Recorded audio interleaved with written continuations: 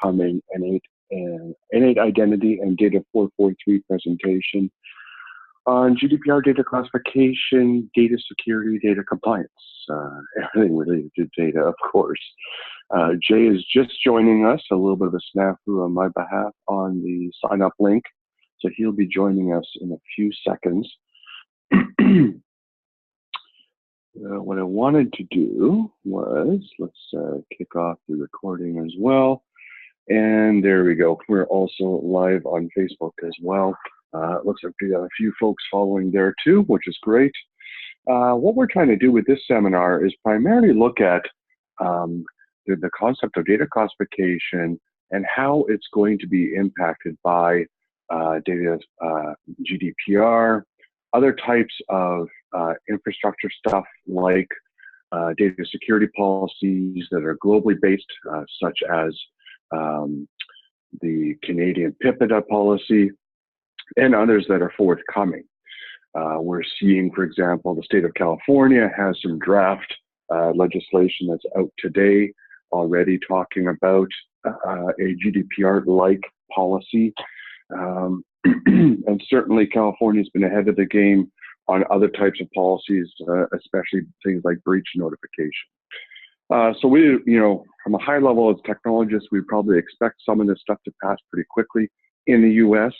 Of course, as the European Union and related parties start digesting what GDPR means to them and how it's going to impact them.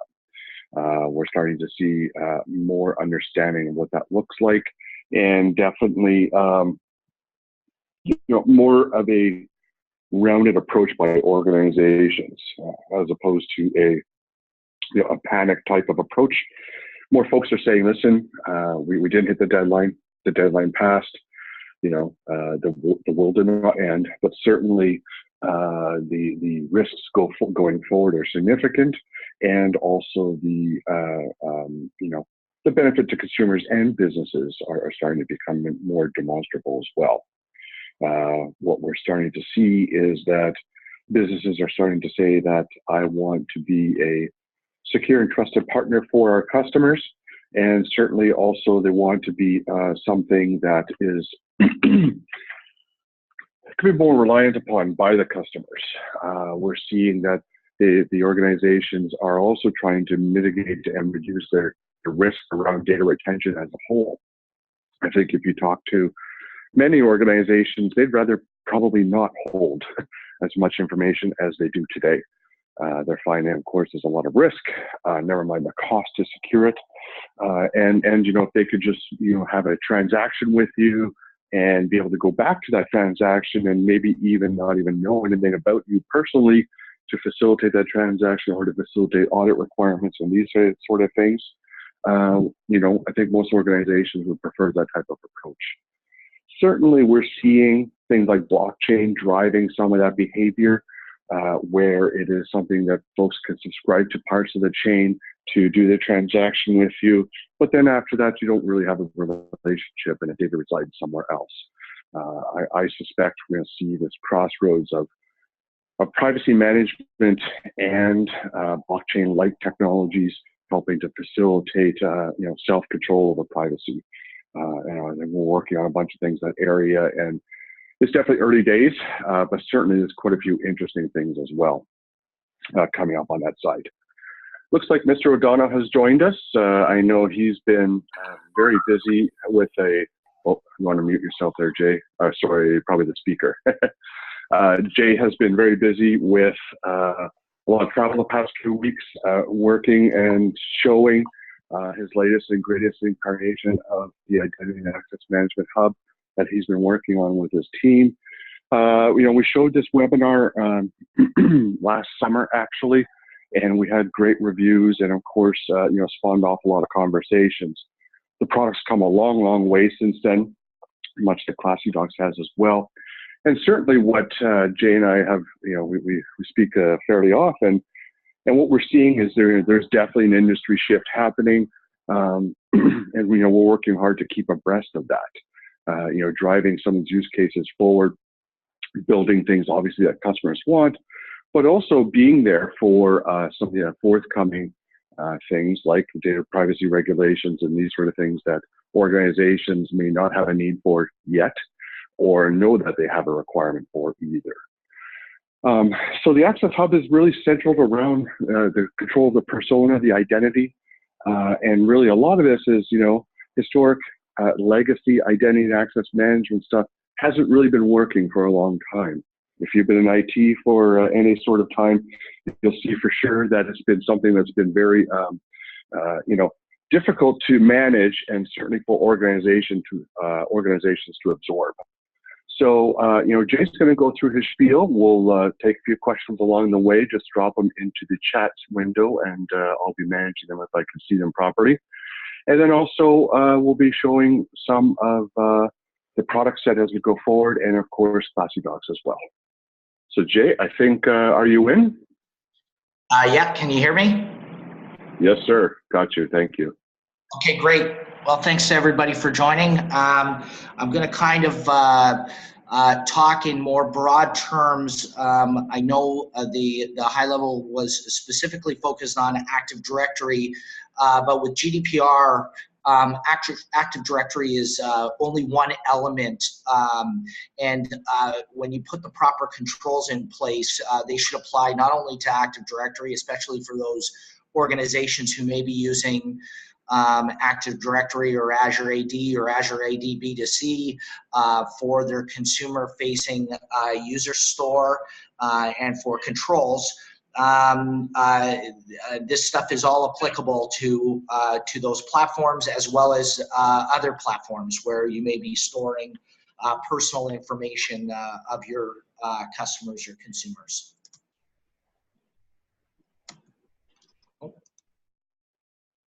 Okay. Yeah, we got it.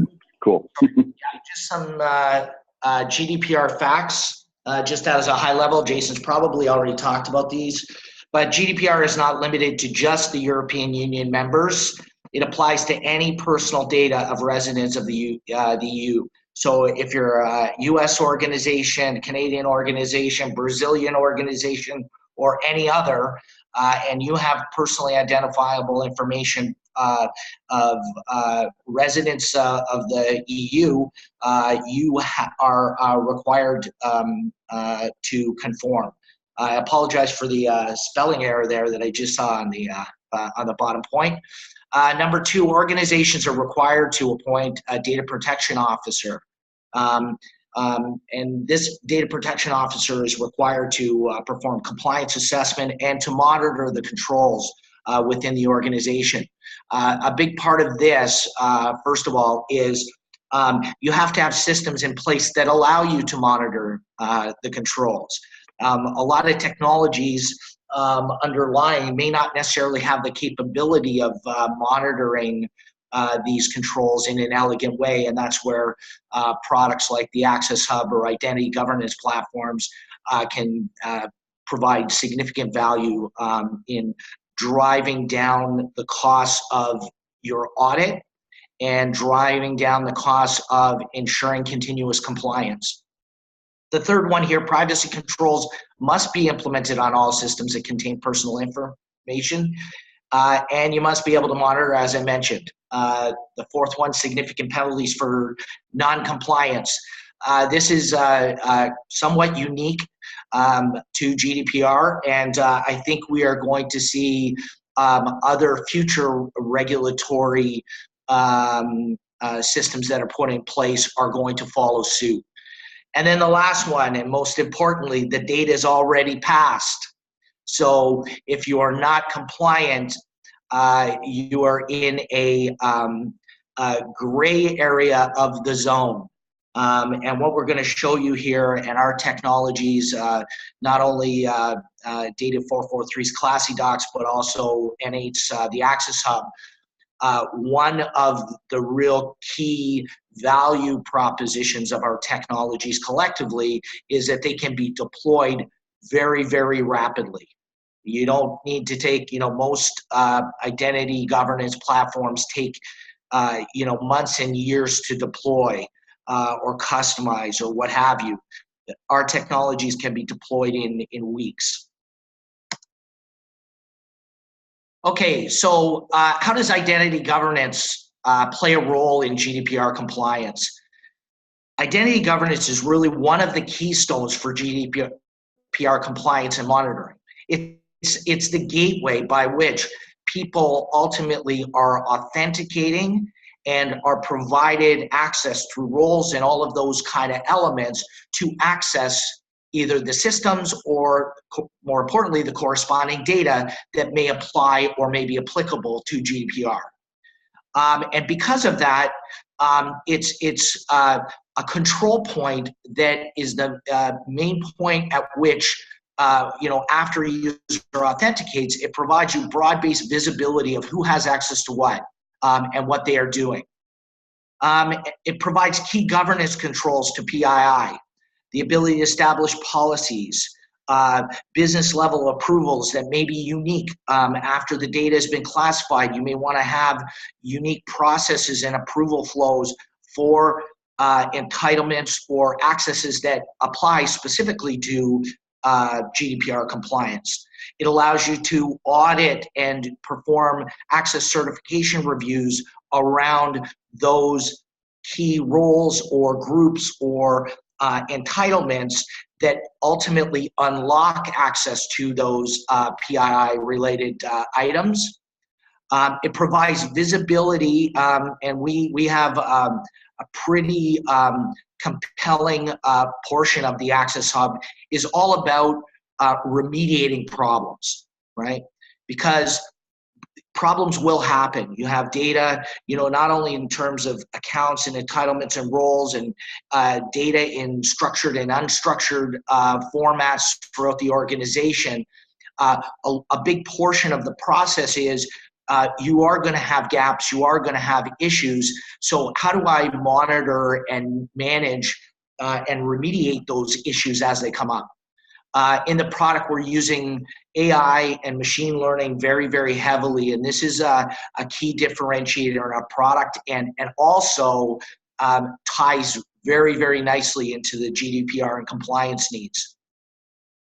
And identity and governance really provides a necessary link between which is required for GDPR compliance. All of the documentation and proof is what user, what systems, what roles do they have, and then further to that, when was it requested, who approved it, when was it sent off to fulfillment, when was it fulfilled, are there any policy violations related to this user? You need real-time policy evaluation to understand if we get out of compliance, or if I implement a new policy and there are existing violators that maybe weren't violators yesterday but are violators today because of a new policy we put in place.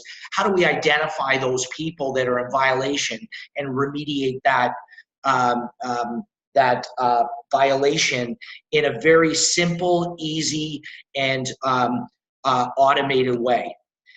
And then when you tie identity governance with data governance, then you get into the realm of structured, unstructured data. Is the data actually PII or not PII? And that's where products like ClassyDocs kind of come in, and together as a solution provide that broader-based visibility to not only who has access to but what is that data? Right? Is it PII? Do I need to be super concerned about it, or is it not? Okay, so I broke the next couple of slides up into some kind of key categories that the Access Hub assists with. The first one is personal data protection. Okay, some key value points of what we do. It's what colleagues have administrative control over PII data across the organization. Now, let me talk to this one just quickly.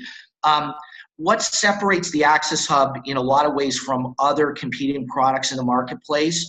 There's very little customization required to connect all of these different sources of either systems or data sources into the Access Hub, so that you can apply policies and control and manage who has access to those resources, if you will.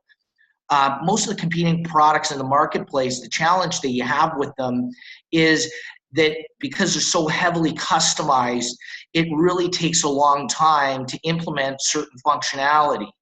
And then even after you've implemented that functionality, it takes you a long time, or it is difficult to operationally to manage that on an ongoing basis. Now, if you're one of those organizations who needs to be GDPR compliant but it isn't, and you want to use one of those competing products, you've got an uphill battle.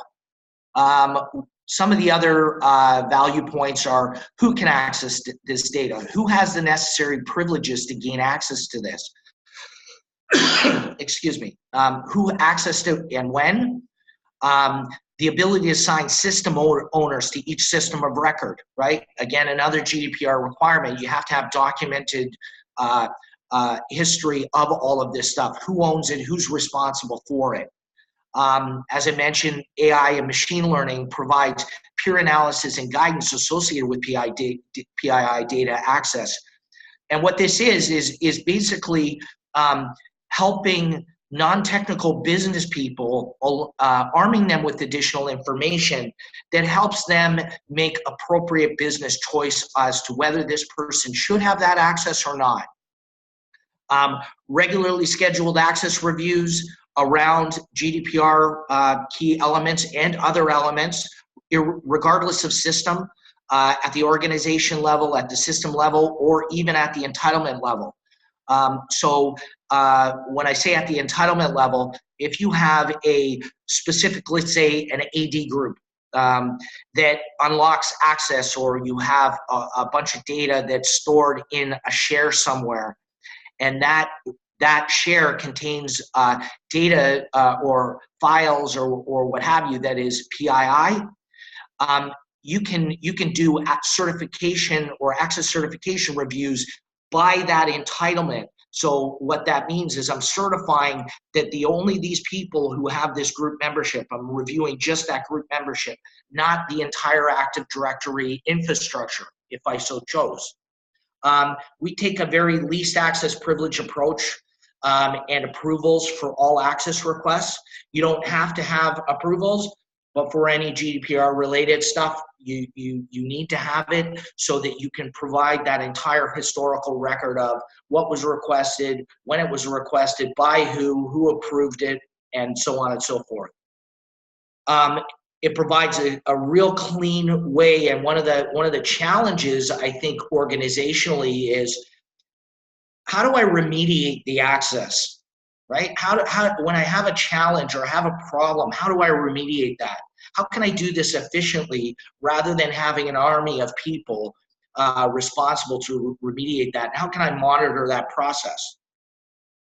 The risk dashboards that we have at the individual colleague level, at the application level, and at the enterprise level provide immediate insight of data access sensitivity. So one of the interesting things we can do, I'll use the same example with an AD group, but it could apply to any entitlement on any system, is we have the ability to categorize those entitlements and identify them, whether they're privileged, whether it's PII, and provide a weighting factor in each one of those entitlements to understand the risk level associated with that particular entitlement. And that further provides insight to the business as to the meaning of what that entitlement provides access to. And then lastly, process orchestration and monitoring. One of the things that us and Data443 have been working on is really integration of the overall process, right? So that we can provide dashboard-related information on my organizational remediation activities and whether we're inside of the appropriate GDPR SLAs or outside of them. And how do I monitor those things to ensure that I'm not out of compliance? Okay, securing personal data. We provide an automated review of access right and personal data with compliance report to ensure proof of compliance. So this is very, very important because organizations are, with the data, the DPO, they're going to have a historical record of proof of compliance, and that they're doing their due diligence and taking necessary steps to ensure secure PII. So these reports provide that insight at a future date that proves that you're in compliance. We prevent inappropriate access through policy enforcement rules to ensure continuous compliance. So if somebody makes a request for something or an entitlement or what have you that is in violation of company policy because I'm not in the right department or I don't have the I'm not the appropriate level within the organization, we can block that from happening. We have a real-time view of policy violations to ensure quick remediation. It fully integrates with onboarding and offboarding processes to ensure business processes and controls are enforced. And this is important in that, especially with GDPR, you want to make sure that any colleague or employee does not have access to things after they've left the organization. Extensive audit and reporting, as I mentioned before. Monitoring controls. We integrate natively with Microsoft Azure. Now, that's not the only way this can be done, but because we do have an on-prem appliance-based model, but we integrate with Microsoft's identity protection framework, which includes all of their MFA and all of that capability. So that combined with our Classy Docs integration and the Access Hub provides visibility to who accessed it, when it was accessed, where it was accessed from, and what operations were possible and or performed. Data and systems owners can view real-time risk and analytics on their associated data and systems that they happen to be an owner of. And we have clear visibility to all policies and real-time view of violations. So at any one time, I can go and look at a policy and I can evaluate that policy in real time to see if I have any outsiders, any violators who may have, for one way or another, got through the system. Usually, 99.9% of that time, that occurs when we have existing people that have access to data and systems and entitlements, and we've implemented a new policy where they now are in violation. So it's very, very simple and easy to allow you to understand that situation and then take remediation on it. Proof of compliance, again, this is a key thing. Key support system for privacy impact assessments. Who has access to what and all the corresponding history and remediation activities of associated access. Our entitlement catalog, as I mentioned before, contains metadata that provides categorization and PII risk for each entitlement on every single system. So whether you're talking an Active Directory or Azure Group, you're talking a role on systems like Salesforce, roles on internal systems like SAP or whatever, what have you, we can attach risk levels to each one of those things, which absolutely can aid in GDPR compliance and reporting of those entitlements. Archival and historical record of access reviews. So during the access certification or access review process, after that certification campaign has been completed, you basically click on a button that does a full non-reputable export of the results of that certification campaign that you can archive. So when the auditors come knocking or your DPO comes asking for this information, it's very, very simple to provide. And it includes what was certified, for whom, by whom, on what date and time, and any policy violations are clearly reported. Okay? Well, that's about it. Us as an organization, we've been doing identity and access governance for almost 2 decades. Our identity as a service governance platform, the Access Hub, really significantly drives down the cost of professional services. And just to give you a couple of kind of interesting facts, we were working with one of our customers who had been working with a competing product, and they had been going on trying to do access certification reviews somewhere in the order of 5 months, and were unable to do what they wanted to do. We were able to do that inside of a day. So significant acceleration and adoption, which I think is absolutely critical at this juncture for GDPR compliance, because the longer that window is open and you're non-compliant, the more risk you're taking. Okay, Jason, so I'll hand it back over to you. Okay, thanks very much, Jay. That was excellent. And we did have a couple questions come in while you were speaking, and I thought they're pretty germane. So I think number one, what I wanted to ask or bring up was, how many remediation campaigns can you have running at any one time? Is there a limit, or what are you seeing is reasonable out there? We don't really have a limit. We've tested, hundreds and hundreds simultaneous campaigns. Okay. And that scalability is required, especially if you're doing campaigns at an entitlement level. However, you can also create larger campaigns that have multiple entitlements in them. So I can have, let's say, 50 or 60 or 70 or 100 entitlements. Each one of those entitlements have individual certifiers, but all of those tasks are part of a single campaign.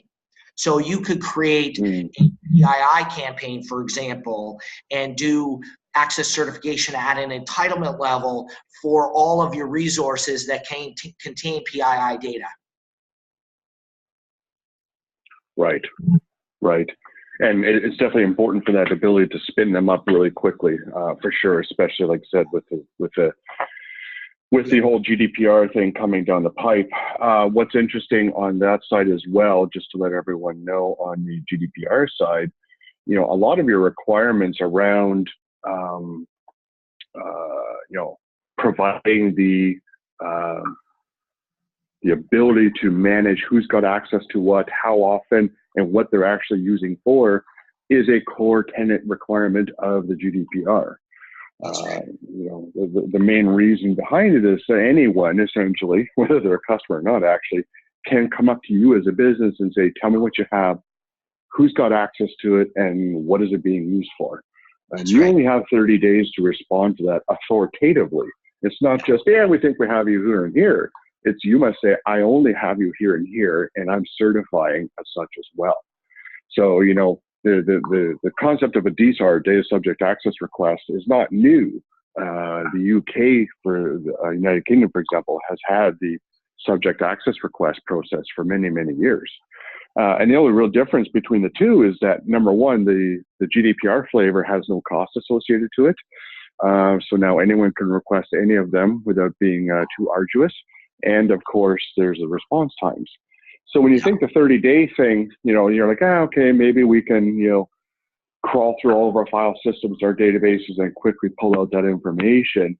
But what you also have to consider is that if you have any third parties involved in your business operations, outsourced HR, outsourced information technology, any of those realms that might touch any of this data, they are also subject to the GDPR request, of course, because it's you who are responsible for the data, and they are inclusive of the 30 days.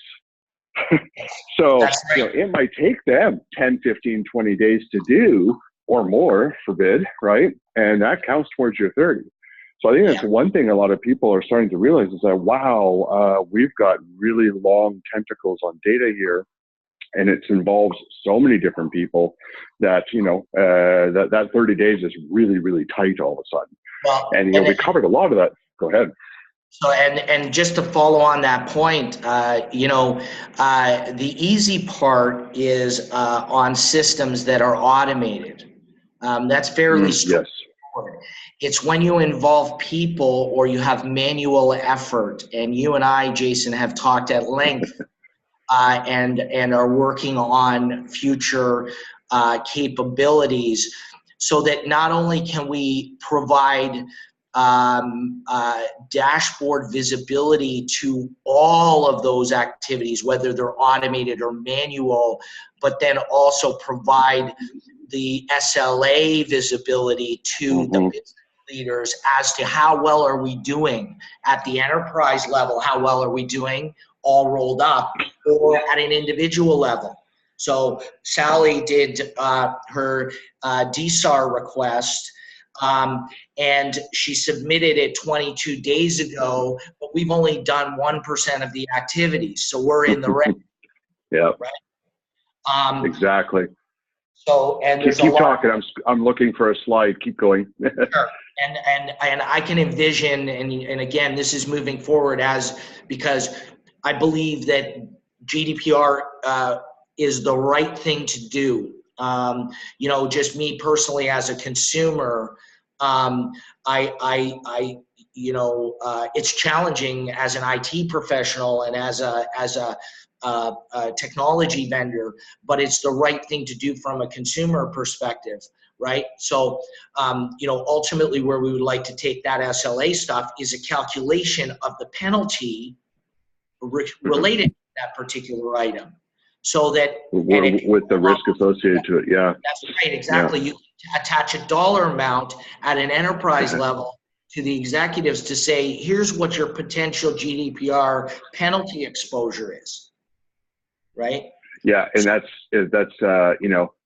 definitely been a point of unknown, I guess, for a lot of organizations, and we're kind of in a holding pattern right now after May 25th. Is all right, so we're past it. I'm theoretically at risk.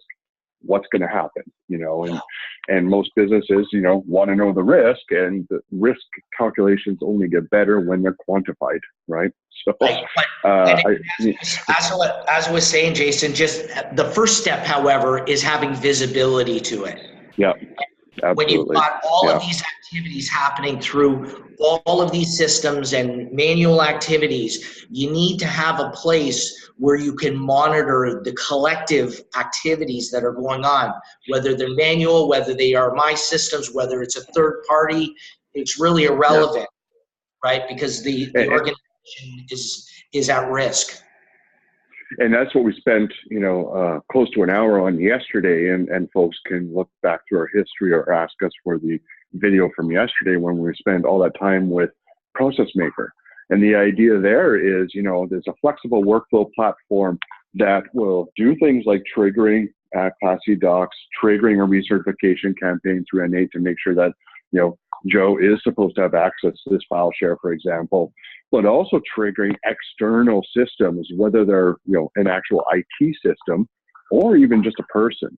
And the one use case we went through yesterday was, again, this outsourced HR type of scenario where, you have a DSAR request come in, it triggers Class C docs, it finds them, a couple file shares, it fires off a couple requests to the Access Hub to make sure that access controls are in place, and give them a report about who's got access to it, because they need to provide that information, and then send a manual request to someone on the HR company's team to say, okay, we don't even have access to your system, but we need you to look for this term or these keywords and report back to us. And then that workflow engine combine these requests and then give them to the customer. It's very much a workflow-oriented type of policy, and certainly it involves real IT systems and a whole bunch of manual stuff that really lends itself well to a workflow system. And that's kind of a great segue into a quick review of the main requirements from a company perspective on the data side, right? You need to have the capability to have a discovery mechanism. You need to have a data catalog. This is where, of course, classification comes into place, but it's also more about, really understanding where stuff is. Some of our competitors will say, put on our solution and become GDPR compliant. There is no such thing as GDPR compliance, first of all, because you're conforming to the requirement.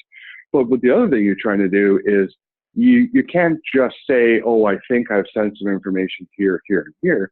You need to explicitly find that person's personal information. So it's not good enough just to say, I have an address, or I think this file share has got specific personal information in it. You need to find that explicit piece of information, right? On top of the data catalog, you need some sort of monitoring or reporting capability, which feeds into the workflow engine or the governance engine. But then also you need to have a security audit governance capability on top of the reporting. What does that mean? That means, if we find things, you need to be able to do an action on top of that. So I'll give you the perfect example. Someone comes in, does a DSAR, you handle it perfectly. They said, I want to be removed. You remove them from everything. Everything's good. 3 months later, someone who's on leave of some sort comes back with their laptop. They plug into the network. That machine was not considered as part of the search because it wasn't on at the time and never was for weeks afterwards. Boom, now you've reintroduced data that was supposed to have been removed back into the infrastructure. Yeah, and that's a great point, Jason. Yeah. That's a great point. I referred to one of the things in terms of policy violations, right? This stuff is, it's all fluid, right? Businesses are not static, right? Which is kind of what you're referring to. And we use the same analogy with policies. As organizations move forward, they implement new policies, but now that new policy highlights a whole series of violators. So having that real-time ability to be able to classify and understand and continually be searching and continually be managing this stuff is absolutely essential. Yeah. And I think the main point here is, stuff reappears, stuff comes back, stuff gets reverted back to old settings. There's a whole bunch of reasons, technology is complicated. Of course, there's a whole bunch of moving parts. So on top of saying, I've executed this task or I've done this piece of work, you need to monitor and audit ongoing. And hey, that's why there's audits, right? Because everyone knows that even though you said you did something, you still need to check. And you still need to check 6 months later and a year later and continuously from there. So any piece of tech you put in must be able to confirm its work and validate that that actual piece of work was done. So in this case, Classy Docs will say, okay, we returned all the results for the search, we helped them remove the entries, we've confirmed it all, we've done an access recertification on the platform, and the workflow engine component for Process Maker handled all that piece of work. We close it off, and then Classy Docs continuously monitors from there, right?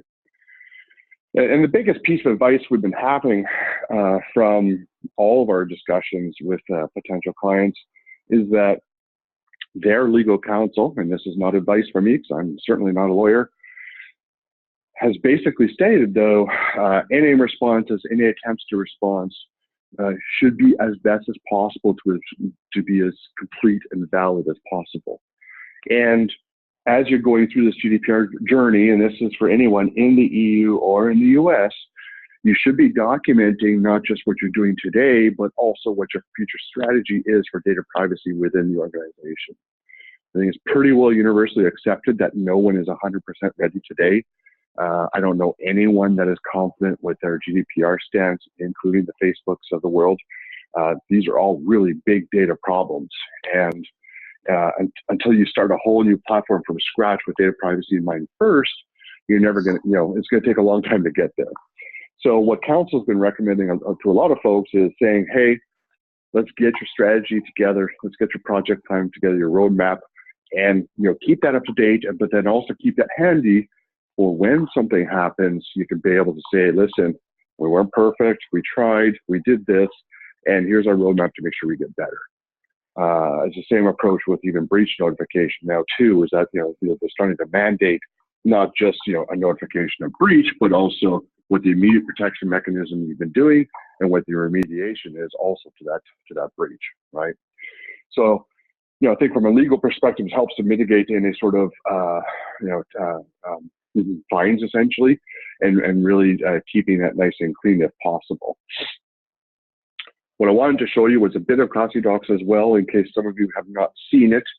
And certainly if you have, please join me again in watching some cool stuff here. Basically, what we've done is introduce the classification system at the high level to make sure that we have both, what's the word I'm looking for here? Running over the expanse of our data, framework perspective. Let me look at this. This is what I wanted right here, sorry. We extended the ability to classify files over this data estate or data footprint that we have here.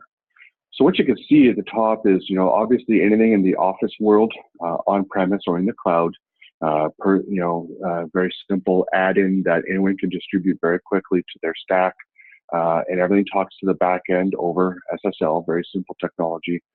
More importantly, I think, is the ability to scan all endpoints related to the estate. So we're talking servers, we're talking databases, and we're talking any sort of cloud drives or mass storage devices. So what's really important here is you're seeing the ability to classify information across virtually every piece of equipment in the IT estate and any sort of cloud vendor that might be involved.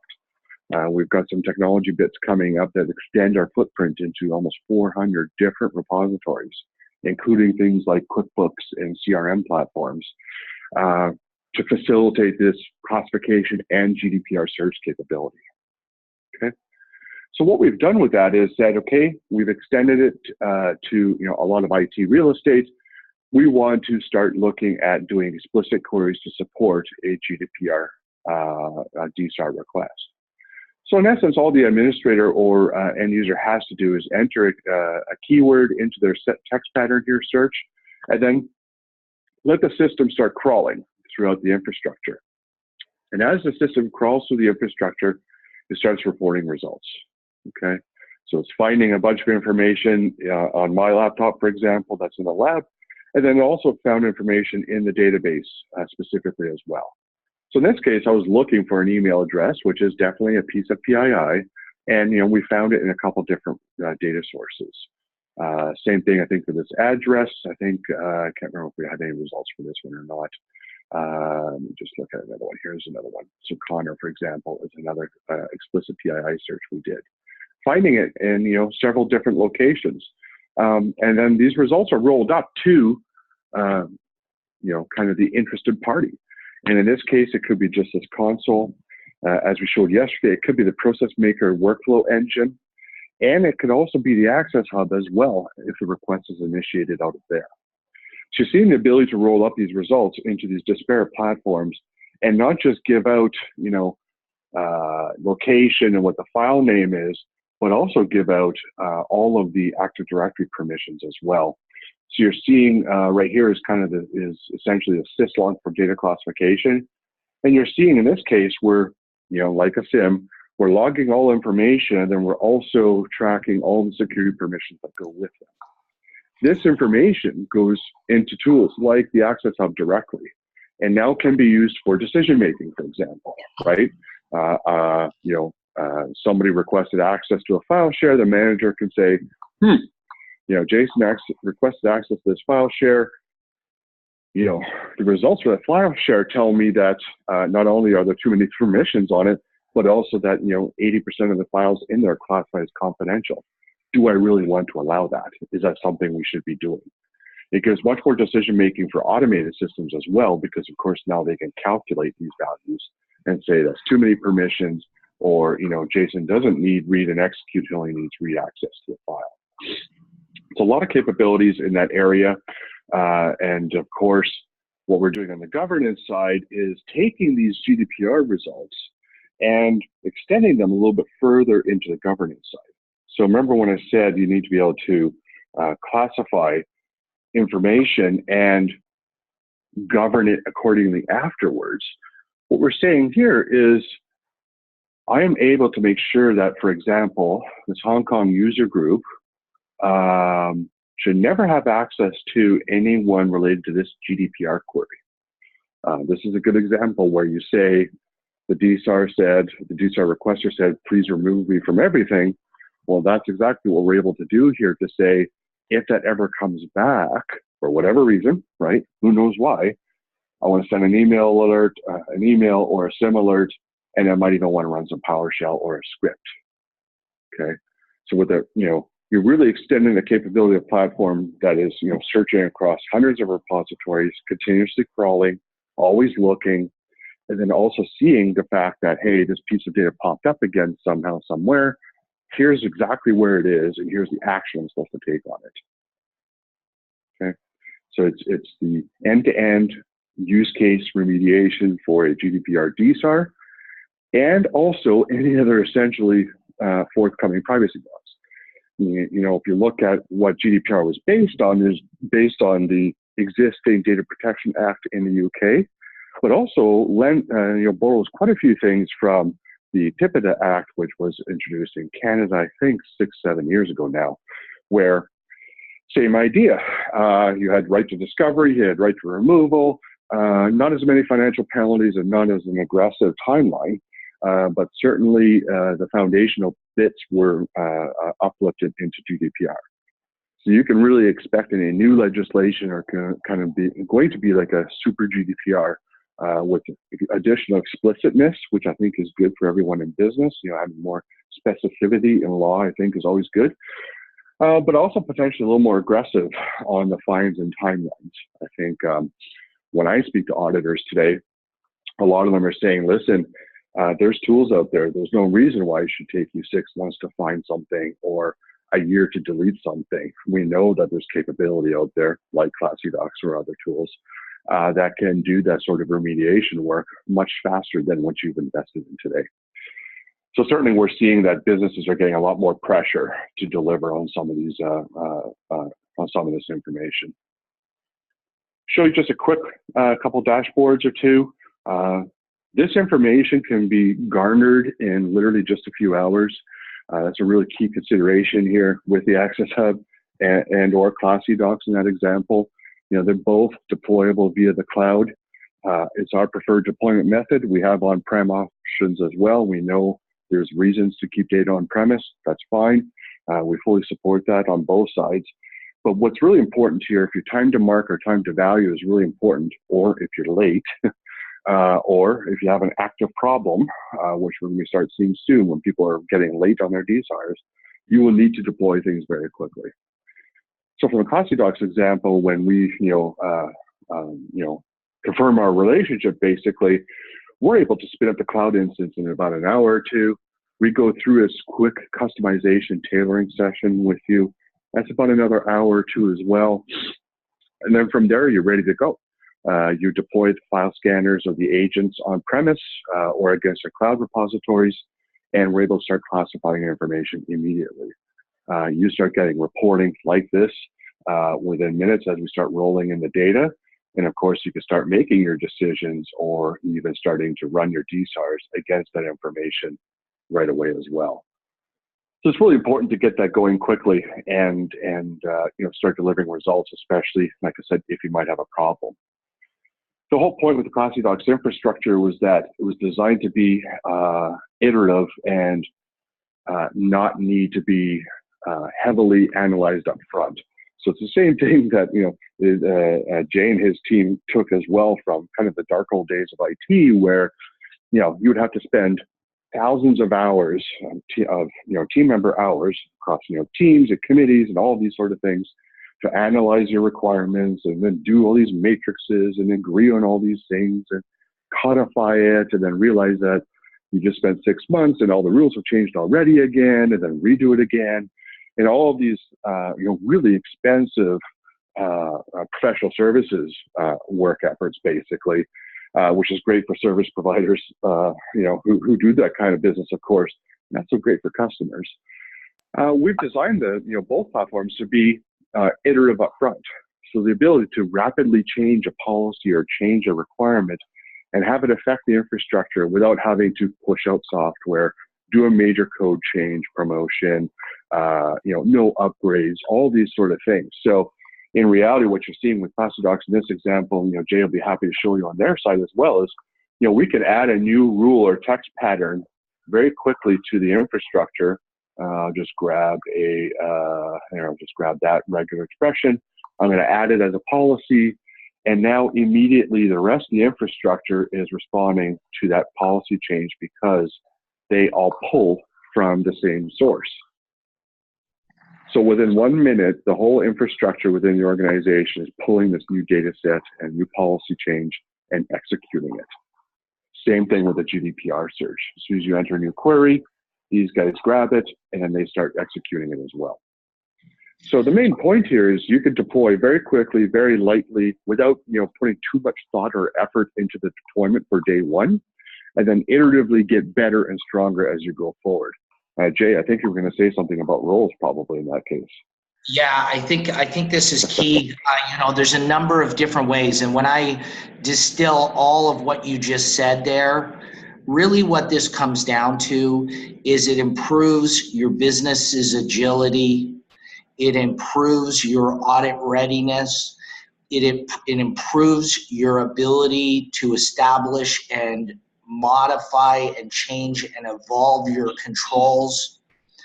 And it improves your ability to monitor to see what's working and what isn't, right? Those are absolutely critical.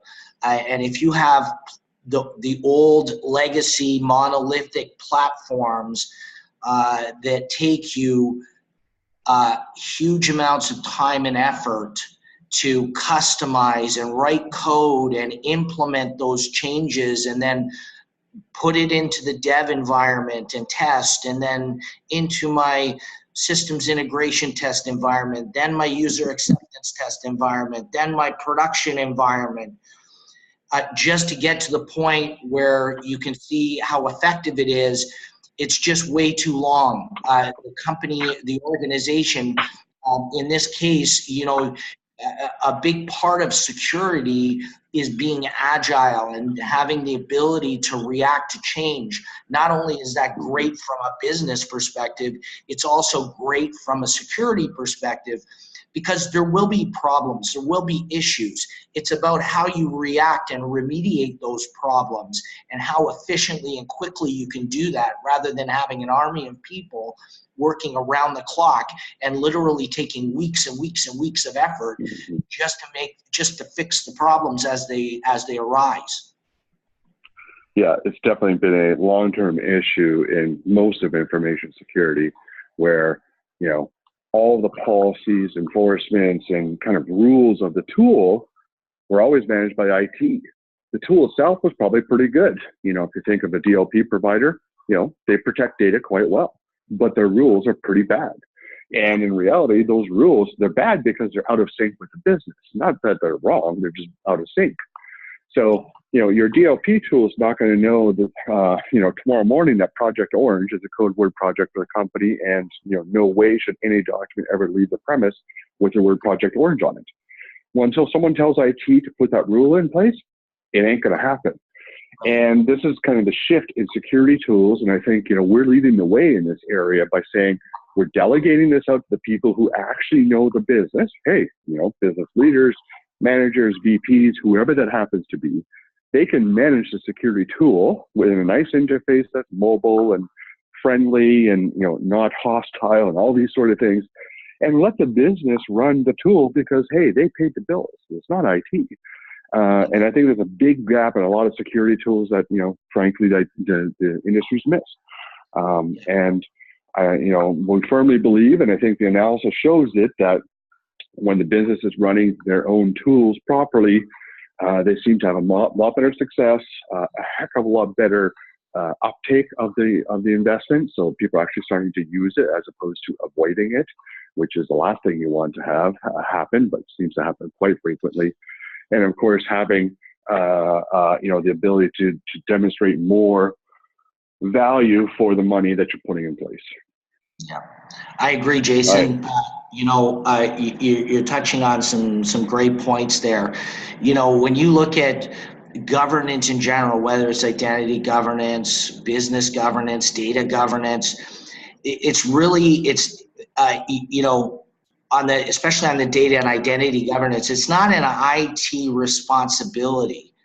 It's really right. a business or an enterprise imperative, and there are lots of stakeholders in that process. And that's been a big thrust on our end. I know it has on your end as well, is putting the controls back into the hands effectively who ultimately make the decision. The business is the decider of what the control should be. It's just unfortunate that historically, until now, that the tool set that has been used has been too cryptic to allow the business to take charge of some of these things. Like our policies in the product are really building an if then else statement. If the person's in finance and this or that, then they can have it. And if they don't meet that criteria, they can't. And it's done in such a way that, like you said, the word hostile, it's not hostile to the business. And it's very, very simple and easy for a business person to take over responsibility for establishing those things. So essentially, you're moving that control upstream to the people who care about it and are responsible for it. The last thing, or liable for it is what I like to say now too, right? Yes, that's the big one. They go to jail, this stuff goes out the door. What kind of position is that to be in when you're responsible and liable, but you have no control? Not too much fun, that's for sure.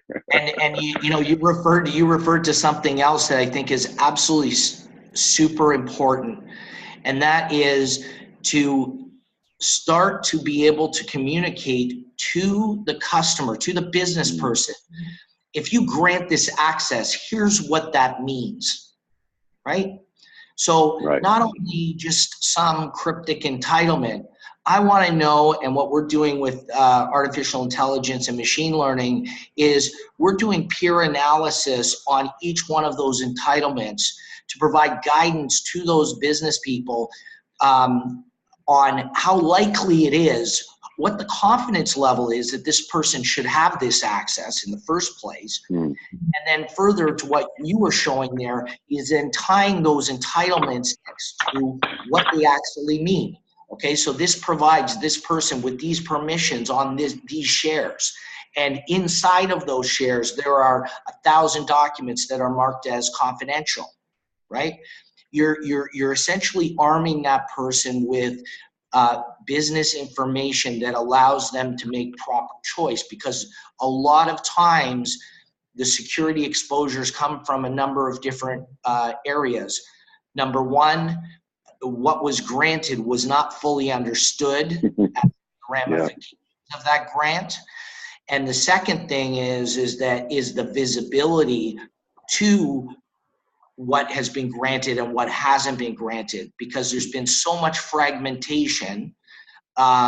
There's so many silos. And historically, products, at least in the identity governance space, because they're so heavily customized, because it takes so long to implement, our stats show less than 18% of corporate systems fall under their identity governance umbrella. That's a big problem. That means that, 80 plus less than 18%. That's ridiculous. That's right. Yeah. Less than 18%. Horrible. So it's horrible. That's right. So I don't think anyone, if they had, if you bought a car and it only worked 18% of the time ish, you'd actually run that car anymore. That's right. So we really want to make a dent in that to allow and provide the mechanism through our Access Hub product to allow them to make it economically viable for them to plug all of it together. So I have broad-based visibility, and then further to that, the work that we're doing together is, takes it down that next layer down of, okay, here's who they are, here's what they have access to in terms of roles, here's what those things mean, and here's how those things are classified, right? Yeah, which absolutely. is really, so, is the holy grail. It really brings up actually a good question that just came in, and we'll round up on this one because I know we're a little bit over time. Can I do remediation on different cloud services like a Dropbox or like a OneDrive or Salesforce or something like that? And I know you guys have a great story for this, just like we do. did you want to spend one more minute on some of the cloud integration stuff that you guys have done, Jay? Yeah. So the answer to the question is absolutely yes. The integration that we do is very, very, very simple. We, on the cloud side, we use OAuth heavily because most of these systems support OAuth for the connectivity. It's very straightforward to do.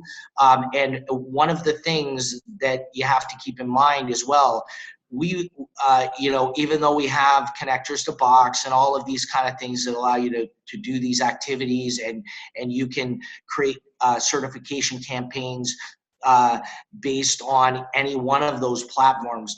The unique thing is, regardless of the endpoint, regardless of the system, whether it's on-prem, in the cloud, or what have you, how it's authenticated to, or what, we can perform the exact same actions.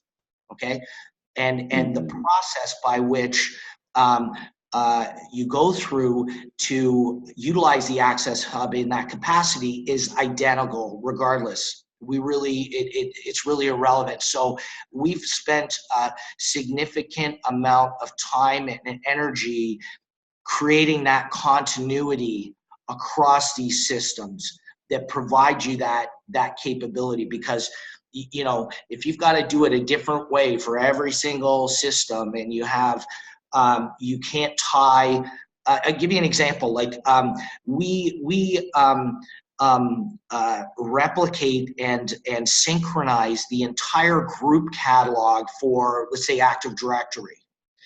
The value to that is, not only does it make those entitlements, those groups, available for people to request and approve and all of that kind of stuff, it allows you to perform certification campaigns at an entitlement level. So if I have privileged groups, it allows me to segregate those into with specific owners that may be different than AD administrators. And the last thing it allows us to do is it allows us to tie policies. So we don't, the reason why we call it an entitlement is because we don't care if it's a permission, a role, a group, or anything else. It's something that entitles the user to perform some function. So that entitlement certification and the policies are all applied equally across any one of those items. So it's it's very intuitive and easy to apply make those rule sets, right? And certainly delegating them to the business users who may not necessarily be overly technical. It's absolutely our target, and it's working. Right. No, agreed. Perfect. And I've seen it in action. It's pretty amazing stuff. And just so everyone knows, you can book demos directly, both on data443.com or n8id.com. We're happy to show you a joined one as well. It's always a pleasure for us to do. Thank you for your time. We do appreciate it. You will be getting, I don't even know as much of a slide deck to send out. We've got a couple slide decks to send out on this one. So we'll do that shortly, with, of course, also a recording of the video. And thank you very much. Have a great weekend, everybody. And stay safe out there. Thank you very much. Bye-bye. Thanks, Jason. Cheers.